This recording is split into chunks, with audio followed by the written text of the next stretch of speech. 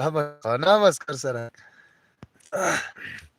شمام ای دختر شجاع قهرمان، شمام ای دختر شجاع قهرمان، برآورد سال بدیل داشتی مردمی محروم با دل خود درمان. سالها و قرنها گذشت تا به این عصر و زمان، مکتب و کلینیک جرم میشه این سال در گوشه سرحدی ورزگان. یک سال تلاش داری تو ای خواهر جان، بری بادسازی رزگان. موتری تو گیر افتاده بود زمستان، به یخ بندونی قشنگی مالستان.